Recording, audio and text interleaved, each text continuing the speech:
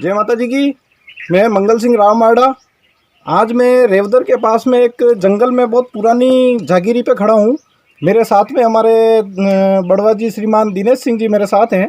आपने बुटरेचा राव सिरदारों पे काफ़ी इतिहास शोध पोथी से काफ़ी वंशावलियाँ और काफ़ी जानकारियाँ दी है और आप सम्मान के पात्र हैं कि आपके पूर्वजों ने प्रारंभ से लेकर आज दिन तक जिस तरह से कार्य किया है और जो वंशावलियाँ इतिहास को सहेज के रखा है उसके लिए मैं आपका ससम्मान करता हूँ। और इस जागीरी पे हम बूटड़ी से राव वीरानाथ सिंह जी यहाँ पधारे थे। राव वीरानाथ सिंह जी एक महान योद्धा थे, लड़ाके थे, पर कुछ समय बाद उन्होंने सब कुछ छोड़ के नाथ पंथ को अपनाया था। उससे पहले वो पूरा क्षत्रिय धर्म निभा रहे थे, उसके बाद में वो नाथ पंथ को अपनाया और इस रेवदर के पास में पंचदेवल जगह पे आकर उन्होंने अपना आधिपत्य जमाया। और यहाँ पे कई पुराने मंदिर खंडर जो खंडर अवस्था में हो चुके हैं, अवशेष आज भी मौजूद है। तो दिनेश जी मुझे खुद लेके आए हैं प्रेरित करके। तो यहाँ पे हम काफ़ी यहाँ निरीक्षण कर रहे हैं। तो उस समय में आक्रमण हुए थे, जो भी हुए उस समय में दिनेश जी देंगे पूरी जानकारी। यहाँ पे सत्या भी हुई है और काफ़ी कुछ हुआ था यहाँ पे। वीरनाथ सिंह जी का उस समय बहुत ही तगड़ा काम रहा था उस समय में, क्योंकि भगवान के भक्ति में चले गए, महादेव जी की भक्ति में आप चले गए थे। और फिर कहते हैं कि साहब ने फरमाया था कि खुद गुरु गोरखनाथ ने आपको दर्शन दिए थे और कानों में कुंडल और धारण करवाए थे। तो इस तरह की जागीरी है और इन्हीं के पूर्वज भी युद्ध भूमि में बलिदान हुए थे। फिर वीरनाथ सिंह जी का यहाँ से मेवाड़ पधारना हो गया था।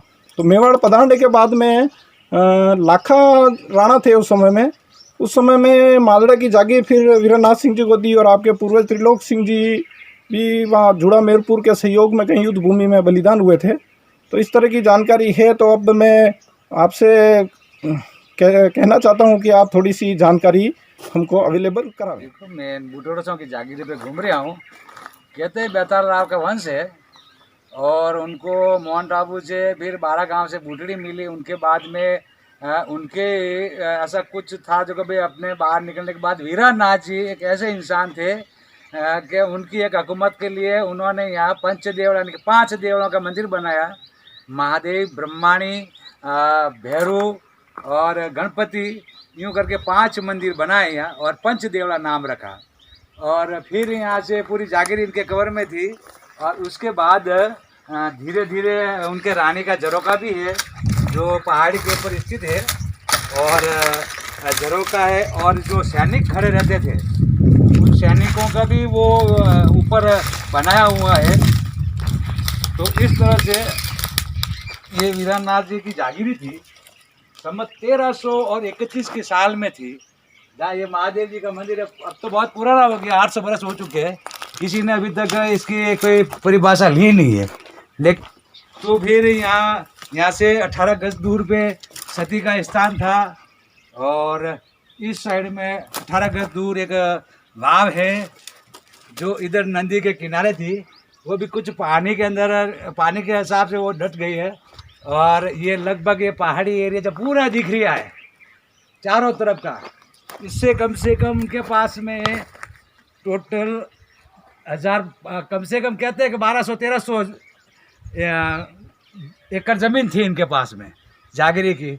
और ये पहाड़ पे उनका रानी का बनाया हुआ महल है और कई कई जो घुमट है वहाँ पे उनके सिपाही खड़े रहते थे जो देख रेख करते थे। उन्होंने मान युद्ध भी लड़े, लेकिन समय के परवाने गुरु गोरखनाथ जी आए और उन्हें एक तरह का भाई उनको गुरु मिले तो गुरु ने उनको मुद्री पहनाई और मुद्री पहना के बाद उनको जर्जरा कंता ऐसा कुछ दिया। उन्होंने विद्या मंत्र ग्रह सब सिखाया। फिर क्या हुआ कि समय परवाने वीरनाथ जी यहाँ से मेवाड़ की धरती पे चले गए तो उनके जो पीछे वंशज था तो कुछ आक्रमण होने की वजह से वंश यहाँ से तितर बितर हो गया। और उसके बाद में यहाँ से वीरनाथ जी वहाँ गए। कहते हैं कि लाखा जी के वहाँ उन्होंने जागीरी इनकार कर दिया लेने से। तो उनको ऐसा था कि भाई पुजारी ने बोला कि भाई गुरु गोरखनाथ जी आया तो एकलिंग नाथ का दरवाज़ा ऑटोमेटिक खुल चुका था। तो इतने महान संत थे, उनको पालसा की और जागीरी दी तो उन्होंने हाथ से जागीरी ली नहीं, फिर एक पान के बिल्ले में उनको जागीरी दी है। तो इस तरह से है ना। फिर यहाँ रहे तो उनके वंशज को थोड़ा तितर बितर हो गया। उसके बाद में यहाँ बाजू में एक साइड में जीरावल है और दांतरी है जो आज भी वहाँ मौजूद है। फिर एक माधो सिंह जी जो थे यहाँ के जो ठाकर थे, उन्होंने उनको वापिस जीरावल की जागीरी दी है और दांतरे की 700 बीघा जागीरी दी और वापिस 300 बीघा जागीरी जीरावल में दी है। और टोटल आज भी इनकी जागीरियाँ मौजूद है और तालाब भी है, तालाब के किनारे एक वाव भी है। कहते हैं उस वाव के 18 पावड़ियाँ नीचे उसका तांबा पत्र था जो अभी डर चुकी है, वो उसका निर्णय तो कोई नहीं कर सकता है, लेकिन कहते हैं कि है। तो इस तरह से ये बहुत एक देखने की खासियत बात है। दिनेश जी सिंह जी का बहुत बहुत धन्यवाद करता हूँ। ये हमारे बड़वा जी बहुत ही सम्मान के पात्र हैं और आज ये यहाँ पे लेके आए हैं। उन्होंने देखो काफ़ी जानकारियाँ मुझे अवेलेबल कराई है, ये पूरा ये चीज़ें मुझे दिखाई है आज। और वास्तव में वीरनाथ जी सिंह जी के निकलने के बाद में यहाँ पे आक्रमण हुए थे और सेना यहाँ पे छोटी थी उस समय, तो युद्ध हार गए थे उनके सुपुत्र। और उस युद्ध में फिर नारी शक्तियों ने भी सती धर्म का पालन किया। जो स्थान भी आज इस मंदिर के आसपास इन्होंने इतने गज दूरी पे सारा लिखा हुआ है। तो बहुत बहुत धन्यवाद आपका, आपने जानकारी दी। और वास्तव में इतिहास एक ऐसी चीज़ है जो काफ़ी इतिहास ऐसा है जो गुम हो चुका है, उसे ढूंढना ही बड़ी मुश्किल हो रहा है। तो ये इतिहास को ढूंढना निकालना इस धरती के लिए बहुत आवश्यक है। आज कौन कौन वीर योद्धा, कौन कौन संत इस दुनिया में हुए हैं, उनको खोजना और ये चीज़ें उजागर करना बहुत ही आवश्यक है। धन्यवाद। मैं मंगल सिंह, राव मादड़ा।